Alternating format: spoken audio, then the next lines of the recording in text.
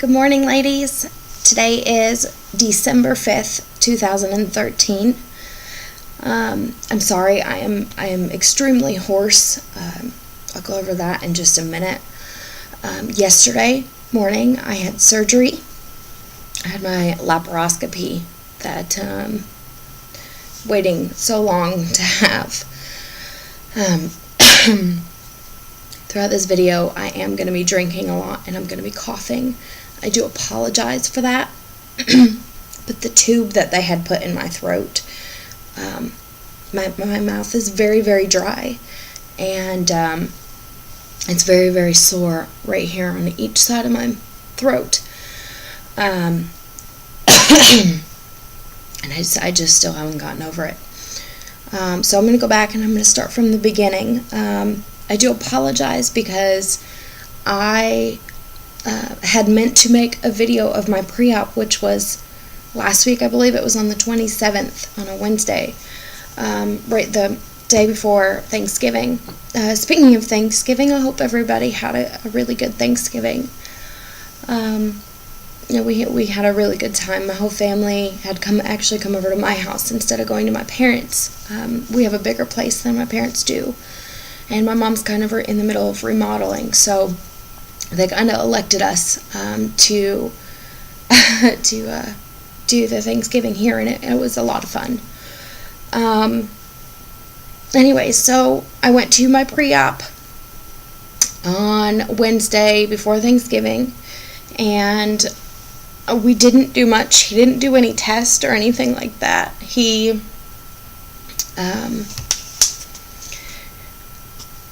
He just kind of sat me down, asked me if I had any questions, told me exactly what we were going to do in the procedure.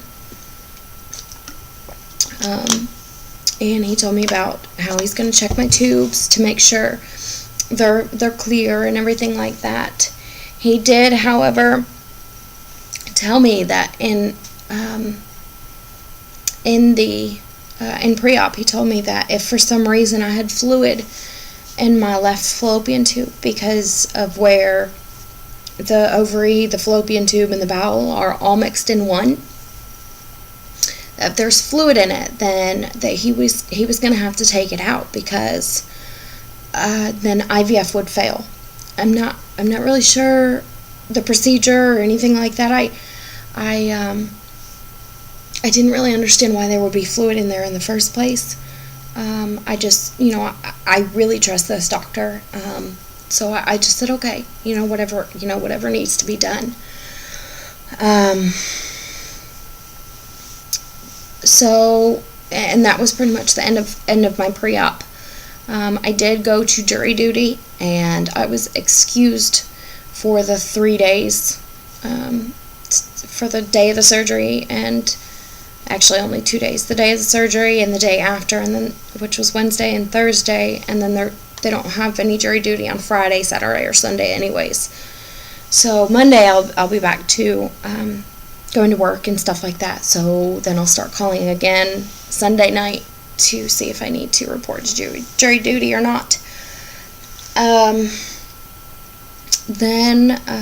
So the jury duty was fine. I went to work.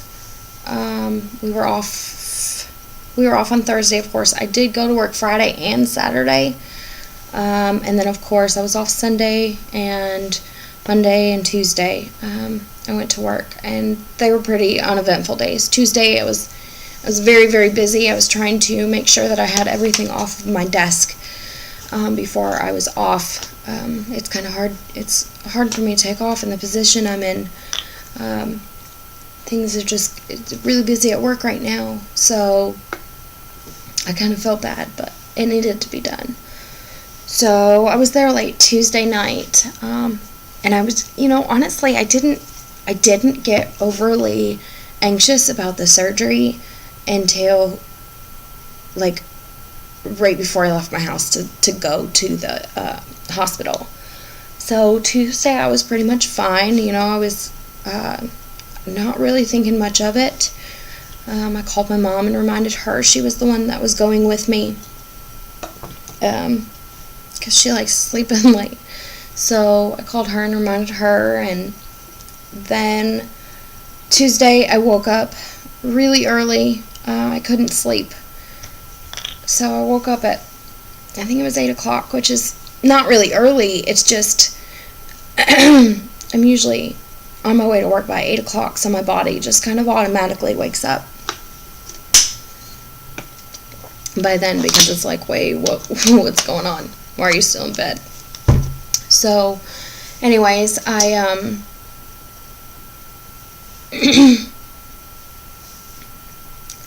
the day before, actually, while I was at work, they called me and they did kind of like a consultation beforehand,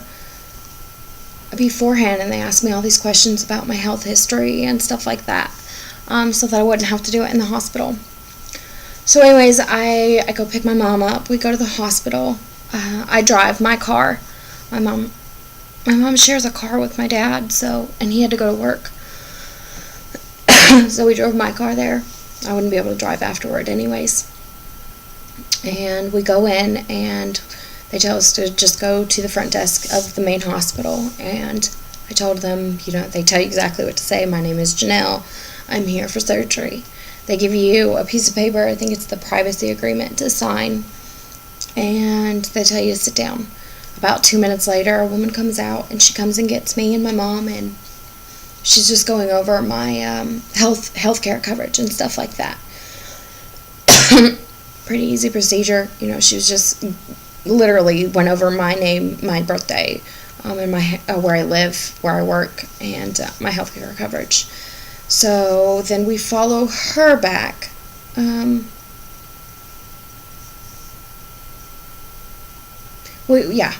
They put me in a wheelchair. They actually made me get in a wheelchair.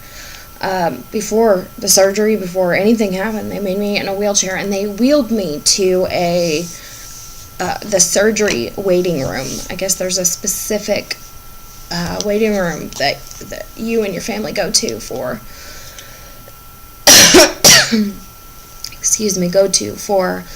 surgery. So they asked me my name, they asked my mom's name and her phone number in case they need to call her for anything, which she wasn't going to leave the waiting room anyways, but I guess in case something happened. So by this time, everything was happening pretty quick. We sat there for maybe 10 minutes before they nurse came and got me, and they told my mom, they said it's going to take about an hour to get her checked in and all of her IVs in and stuff like that, and then we'll come back and get you, and you can talk for a minute before we put her under. So, and I woke up, on Tuesday, the day before my surgery. I was cramping a little bit, and I had some sharp pains, so I wasn't very comfortable when I woke up Wednesday morning, but I couldn't take anything. I wasn't allowed to eat or drink anything, no medication after midnight. So on Tuesday at 10 a.m., I did take a pain pill so I can get through work. But come Wednesday morning, I was not allowed to do that. So by the time I got to the hospital, I was really, really uncomfortable. I was cramping quite a bit. And I told them that. I said, I'm cramping pretty bad. And they're like, well, not too much longer. We're just going to put you under. Okay, great. I'm perfectly fine with that. I believe we got to the hospital a little bit before 10:30. I was supposed to be there by 10:30. And then by the time that we were in the back, I walked, I'm sorry, I should explain. I walked back to the back, and I was really scared. At this point, this is the part that I hate. I hate being hooked up to machines and people poking and prodding at me and asking me all these questions. And my mom wasn't allowed to be back there while they were doing all this. So I was really uncomfortable with the pain.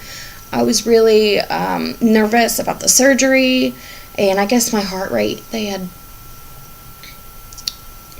I'll tell you that in a minute. So they walk me back while my mom's still in the waiting room, and they immediately they weigh me. It's the first thing they did. They asked me if I would be staying the night, and I said that's not the plan. No, I plan on leaving after surgery. And then they made me pee in a cup, of course. She said she wanted to do a pregnancy test. So they did. Of course, the pregnancy test came back negative. And then she took me in, not even a room, she took me in these little, I don't even know what they're called, the little bays with the curtains, and there's people all around. Next door was a lady next to me, and the screen, or the curtain was cracked this much, and I had to get completely naked. It was really uncomfortable to do that in just a screen. Like, anybody could just walk and move the screen over, so that kind of irritated me a little bit. They could have let me go to the bathroom and change or something like that, or have a dressing room or something. Because at the last hospital, that's what they did. They put you in a dressing room and let you unchange there. But anyway, so I'm in my little curtain, and on the table, or on the bed, there is, you know how they usually have the fabric dresses, or whatever you want to call them, the gowns. Well, now they have like a disposable one. They have disposable ones that have cardboards on the inside of them, I guess for surgery or something. I'm not sure exactly what it does, but it's got a bunch of different, like, cardboards and holes and cuts and I don't know, a bunch of weird stuff. They do give you these awesome little socks, and I'm going to try and show you without trying to hurt myself here. Mine are really dirty. I've been wearing them. They give you these little socks, and I actually brought 2 pairs of socks. But they actually gave you them there. So they tell you to put those socks on. They tell you to put the purple gown. Everything's purple. I guess it's this bear claws. I don't know if you can see it. Bear paws. Everything is named bear paws. And then they have, I'm sorry, I'm a little bit uncomfortable. So they have the gown. They have a heated blanket there for you. The socks. I wasn't allowed to wear jewelry. I wasn't allowed to wear my glasses. That's why I don't have any earrings in. I had to take any hairbands or clips or anything out of my hair. And then they made me put a hairnet on. And then when I got all done, a nurse came by and asked me if I was okay, and she came in, and she actually literally, there's some kind of air conditioner heater on the back wall, and they hook it up to your gown. It hooks into your gown, and they give you a little remote, so if you're hot or cold, you can turn it, and it's your own little personal heater. It was kind of cool, but it blew your thing up to here, and you couldn't see anything, and it was really irritating. So by the end of it, I brought my own blanket, and I brought my own socks and stuff. So I had their heated blanket, my blanket on top. I had the socks that they gave me on, and I was okay with that. Because I didn't like the heater thing, but it's a really cool idea. It is. I just wish it didn't blow you up, and yeah. The gown, I'm not going to lie, it was really uncomfortable because it wasn't fabric. It was like a plastic material with fabric. Well, I don't even know how to explain it. It was like a tissue. It was like a tissue or a napkin, paper towel material, and it was awful, and it kept riding up, and I really didn't like it. I really would have preferred a fabric gown. They told me I could only tie it in the back. I wasn't allowed to tie at the neck. I couldn't tie it at the back. So, of course, my tissue was hanging out. Anyways, so then I have 3 or 4 nurses coming in to my little curtain all at the same time. One is at my side. The other one is at my feet. There's 3 of them. And then there's one at a computer at the end of my bed. The one at my side is doing IV. She's putting the IV in. And she did try to put it in my arm and was not successful. Ow. was not successful at all in putting in my arm. She tried to stick me once here. I really don't think you can see it. That's a mole, not that. Okay, well, right there. You can barely see it, but it's right there. It didn't work, which was fine. You know, I have rolling veins and stuff like that. I didn't expect her to actually get it. So she found one in my hand, which is usually 9 times out of 10 when I have surgery, that's where they put it anyway. So she got me right there, and she wasn't very easy with the needle, I'm not going to lie. She couldn't get it in at first, so then she wiggled around for a couple minutes and finally got it. So I'm sure there's going to be a nice pretty bruise there. I can't get the tape. You see the tape marks all over my hand? I can't get those off yet. So I'm going to have to scrub them, but anyways, so I guess I don't know what the lady at my feet was doing. Maybe she was helping the lady. I couldn't concentrate. I guess she was helping the lady with the IV, and she was putting the IV up there and stuff like that, and they put the finger thing on to monitor my heart rate. And then the lady at the foot of my bed was asking me a bunch of questions just to confirm what I had told the lady on the phone the previous day about all my medical history. Then they did something that worried me, because this has never happened before. And by the way, while they were doing my IV, before they hooked the IV up, they did take blood from me. They did a second pregnancy test. The first one was with urine, and the second one was with blood. So they really wanted to make sure I was not pregnant before they cut me open. Maybe the urine test was inconclusive. I don't know. They didn't say anything to me, but they did come in and do a second urine pregnancy test.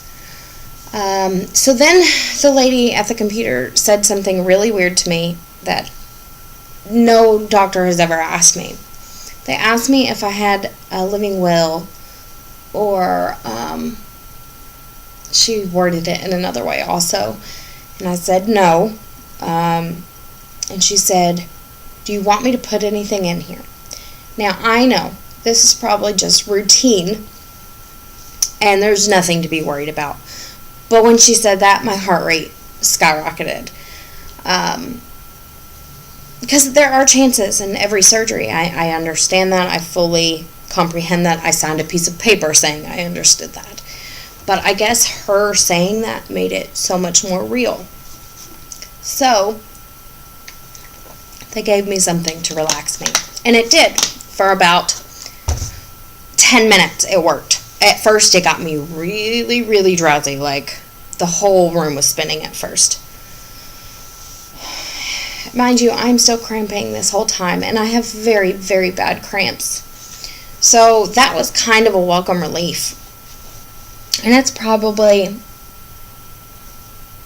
11:30 or 12 by now, after all the nurses leave and my mom comes back. Well, it's probably closer to 11:30 when my mom comes back. This is the part that really irritated me about my whole surgery.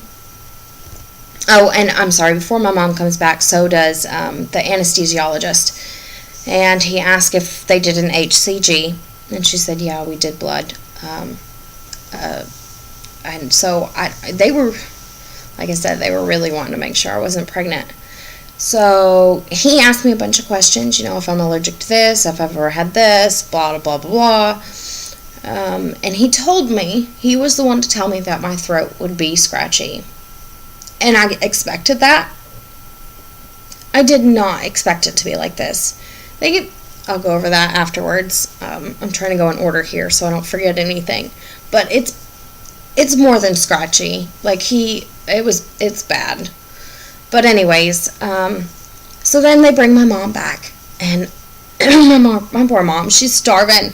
She's got like milk and orange juice in her hand, plus she went down to the cafeteria and got some soup. I mean, poor thing was starving, and I'm just looking at her like, I haven't eaten since midnight last night. You can suck it because you had coffee this morning. I didn't. I'm hooked up all these tubes. I'm cramping. I feel awful. I'm really uncomfortable. And you're sitting here eating in front of me. I wasn't really mad at her. I was just giving her hell. But I was very, very uncomfortable. So at one point, I started crying because I was in so much pain. And it's 12:30 now. We've been laying there for an hour. My mom has been very patient. Like, she's very tired. She wanted to take a nap. She didn't want to leave my side. So, I think it was 12:30 before she finally, I'm like in excruciating pain. I am cramping really, really bad. So she goes and she finds a nurse, and she says she's cramping really bad. And the nurse comes back and she says, actually, they're coming to get her right now. Good. Please put me to sleep. I am begging you to put me to sleep. So another 20 minutes passes, and I've calmed down. I'm trying to regulate my breathing, trying to not think about cramping, and still nothing. The doctor comes in and he's like, well, I did talk to the doctor previously, and he had me tell me what we were doing. He said, do you know what we're doing? I need you to tell me just so I know you know. We went over that, and he was like, all right, we're going to get you started here soon. So that was probably around 11:45, something like that. And now it's well past 12:30, and nobody has brought me anything for my pain. And they told me a half an hour ago, 20 minutes ago, that they were going to be putting me to sleep. So finally, a nurse comes in, and she's unhooking me because they're going to take me down to surgery. And this is probably, I think it's 1 o'clock. And at the same time, another nurse comes, and she says, yeah, I'm bringing her pain medicine. At this point, I am just so infuriated because I sat there for an hour crying, and nobody did anything about it. And now that they're coming to put me to sleep, they're going to come bring me pain medicine. I'm not going to lie to you. The pain medicine didn't help. I swear they didn't even do anything. Like, I could have taken my Lortabs that I have that are prescribed to me, and I would have been perfectly fine. And I could have took it that morning and been perfectly fine the whole day. So I was very irritated with them for that. The next thing I remember, let's see, my mom said, bye, everything's going to be okay. I'll see you in a minute, is what she told me, because she was trying to calm me down. She said, you'll wake up and it's going to be all over, like it's going to be a blink of an eye for you. She's right, it is. It always does. So at this point, I feel like I'm hyperventilating. I'm cramping really bad. And they're wheeling me to the OR. And they bring me in the OR wing. And I'm telling you right now, it is freezing in there. And I always remember how cold it is in there because it's so cold. So they put a heated blanket on me when I get in there. And they move me up to the operating bed. So I actually have to scoot over while hooked to all these wires and stuff. And then they start hooking me up to more things. They hook my finger back up. They hook my IV back up. And then they give me this medicine, this pill. It's supposed to help with anti-acid or something like that. I guess they do that for the anesthesia reasons. So then the anesthesiologist, he comes and he tells me, he said, this is just some oxygen. We're not putting you to sleep yet. Just take a couple deep breaths. I guess I'm kind of freaking out at this point. I hate this part. I'm cramping. I just want this to be over with. So then he goes, okay, we're ready to put you to sleep now. And last time they had me count backwards from 10, but as soon as I took one gasp of that air, I could tell the room started to be dizzy. And the funny thing is at this point I was going, let's see how long I could stay awake. I think I looked up for a total of 3 seconds before I was out. So that's it. I mean, that's all I remember. The next thing I remember is literally gasping for air. That's how I woke up, because I couldn't breathe. It was the scariest thing I have ever gone through in my life. I don't know if they took the tube out and I was supposed to just start breathing again, or maybe I was trying to breathe when the tube was still in there. But I remember I couldn't see anything. I don't remember seeing anything around me. I think my eyes were still taped shut, because they tape your eyes shut. But I remember very vividly I woke up coughing very, very badly. And I was trying to breathe, but it wasn't working. I was gasping for breath, and it was the scariest thing I have ever heard or done. And all I could hear was people behind me, and it seemed like they were in a frantic, telling me, Janelle, you have to breathe. Just take a deep breath. It's okay. But I don't remember what happened after that. They told me to take a deep breath, and I just remember gasping for breath. And then I screamed in pain because the cramps that I had beforehand intensified by 10. I have never in my life cramped this bad. And I have very, very bad cramps. I have sharp pains. It's awful. My downstairs area is just always painful. This was the worst pain I have ever felt in my life. I literally screamed at the top of my lungs and told them that it hurt. I said, it hurts so bad. And they said, just give me a second, we're going to get you some pain meds, and I'm out again. I don't remember anything. So it went black again. And the next thing I remember is I was groaning, and I had some woman talking to me. And apparently I'm in a separate recovery room, not one where your family's there. There's a nurse in there, and she's talking to me, and she's asking me how I feel, and I'm moaning because I'm in so much pain. And she said, okay, I'm gonna get your pain medicine. And I'm in and out at this point. Like I remember talking to her, then the next thing I remember is her saying something else to me. But I know that I'm not fully conscious right now. So she, we talk for a while, and she's like, honey, I really need you to stay awake for me. Come on. And I can't stay awake because I'm in so much pain. I'm not even saying, like, my stomach didn't hurt. I was cramping, literally cramping. Like, I felt like somebody took my inside and is just constantly doing this with it. I can't explain it. I've never felt like this ever with a surgery before. It was awful. It really was. So she gives me some pain medicine. It didn't help. It helped for, actually it did help for about 10 seconds. And it was liquid medication. Of course, it was going directly into my IV. And I said, that's not helping. I'm in pain. She goes, honey, I'm going as fast as I can. I said, I need something. This hurts so bad. She gave me some other stuff. And I'm begging for ice chips, too, because I can't have water. She told me I couldn't have water. I'm begging for ice chips because my mouth felt like the desert. It was terrible. It was so bad.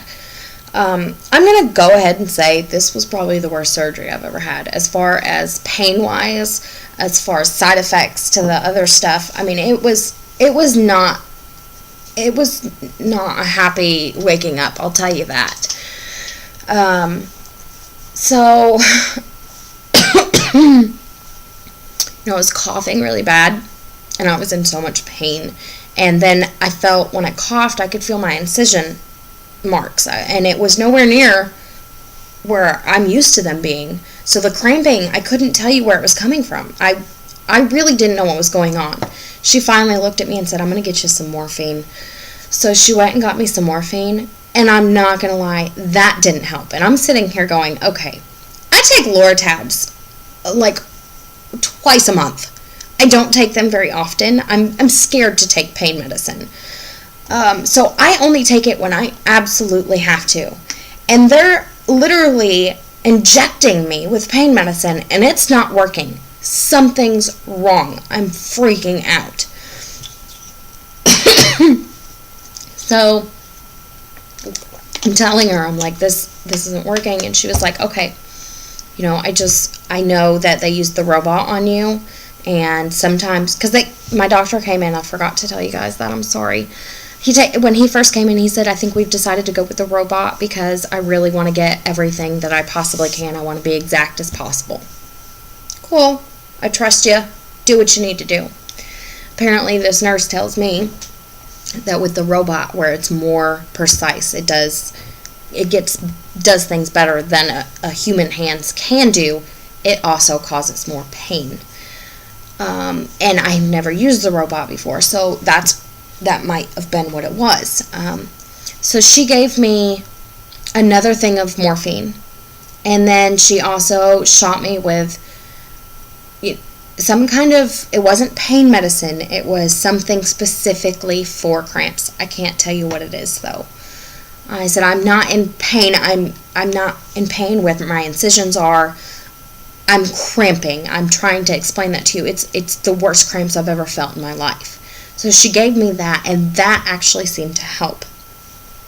So she had told me, she said, the liquid is going to wear off, and that's why I keep having to give it to you, because it's just burning through your veins. It's just going through, and that's it.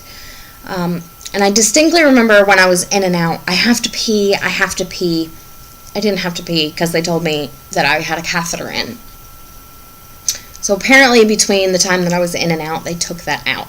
So when I talked to her, we're talking about the pain medicine, I looked down, or I feel wet. And I said, am I bleeding? Because that does happen. So she looked, and I was not bleeding. She said, no, but let me give you the Victoria's Secret special. So she put a pad on me, and then she took these, I would have kept them, but to show you, but they're literally net panties. They're panties that are made out of net material, like fishnet or something. Not fishing net, like I'm talking about the fishnet stockings. It's like those. And they call them the Victoria's Secret special. So I thought that was pretty funny, but laughing was not a good idea. Anyways, so she tells me, she says, I really want you to stay awake for me. I need you to stay awake so that I can get you into the recovery room so you can see your family, and so they can give you pill form of the medication. So that way it will stay in your system. And I said, okay, take me now. So I'm okay by the time I leave her. I'm not in excruciating pain anymore, but I am not comfortable still. So she finally gets me back there. They roll me into this other room. And I think the only thing that I'm hooked up to at this point is still my IV, which was a relief because I wanted that shit off of me. I don't like to be hooked up to all these wires and stuff. So then my mom comes in there, and she was like, you look really good, because they had given me crackers and Sprite. And this is where I'm going to tell you about my throat. I was so thirsty, and that's the first thing they do is they give you crackers and Sprite. And she said, as soon as you can get these crackers down, I can give you a pill. I know you're in a lot of pain, they had told me beforehand. So I'm trying to eat these crackers. The first thing I do, she rips them open for me, and I grab one and I shove it in my mouth. I might as well have been, I don't even know how to explain this to you, because my mouth was so dry that it literally didn't have a drop of saliva in my mouth. And then I shoved crackers in there. I mean, I might have well have just shoved sand in my mouth. It was so bad. It was so bad. So I immediately try and drink some of this Sprite. And I'm thinking, okay, I drink some Sprite, I'll be fine. It's just from where they have the tube in my throat. I still don't have, it's better. It is better. But it is 24 hours. In 2 hours, it'll be 24 hours from the time that I woke up from my surgery. And I still have dry mouth. My lips are incredibly dry. I feel like I haven't had anything to drink in days. And throughout the day, it's getting progressively better. I can. Nothing tastes good. Nothing.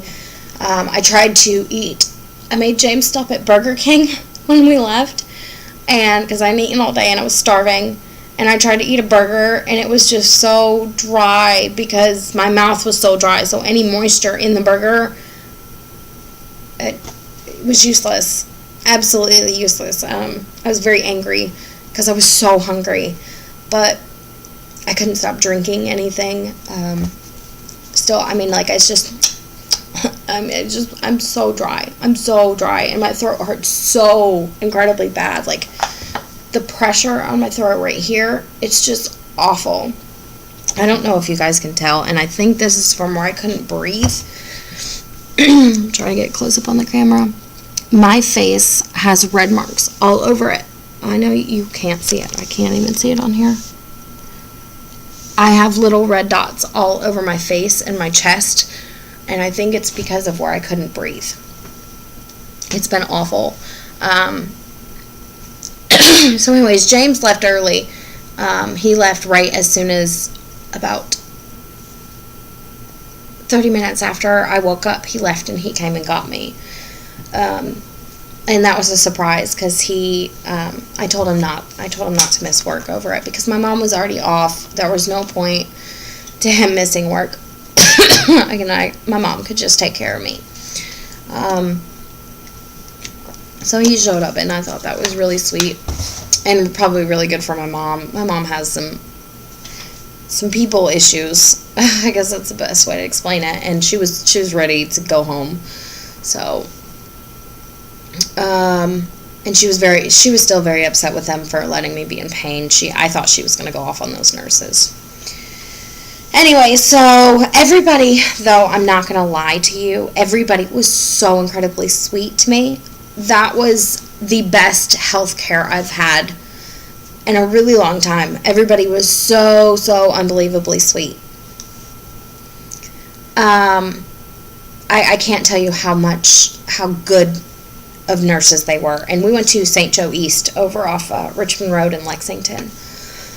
They were the nicest nurses I've ever seen. They got me anything I needed. Other than that one instance with me cramping and being in so much pain, everybody was so caring and just talked to me like a human being, and it was very refreshing, and it was I loved it.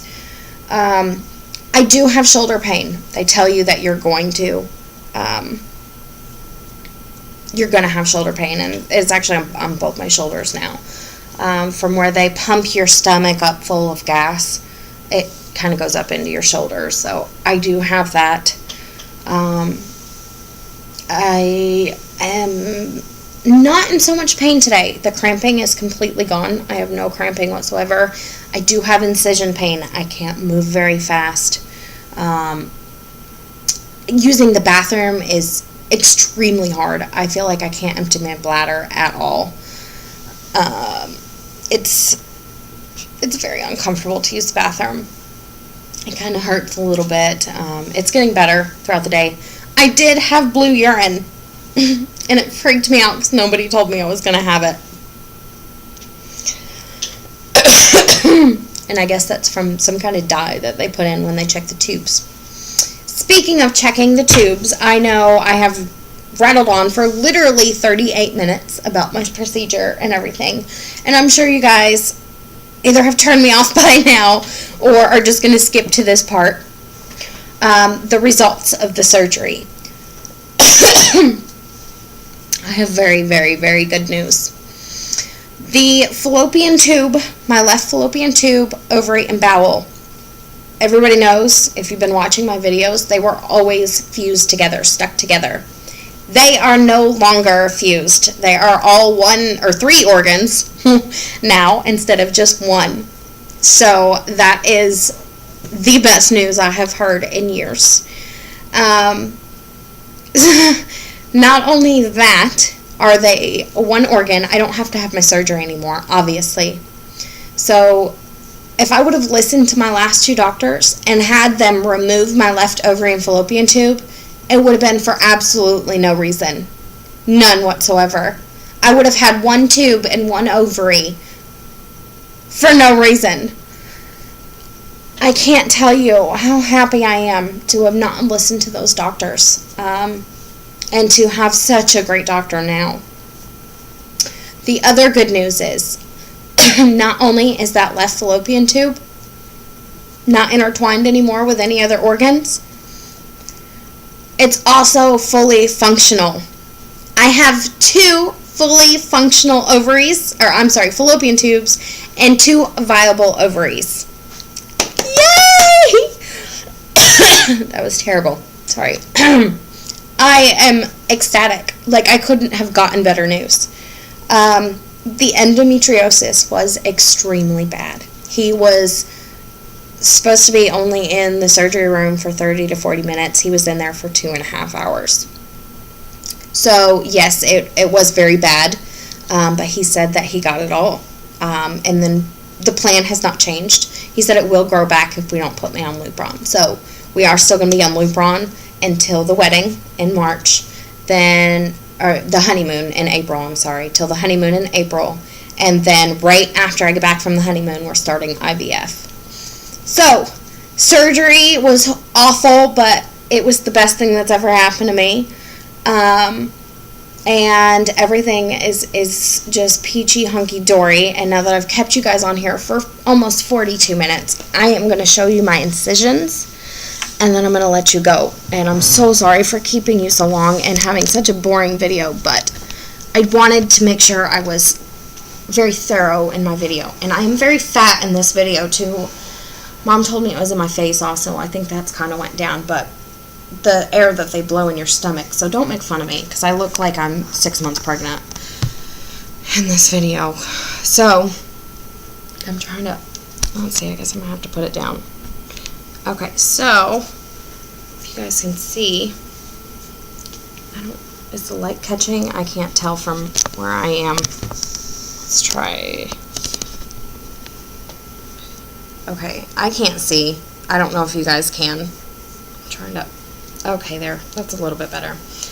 Okay, so, my incision sites are obviously right above my belly button and right here.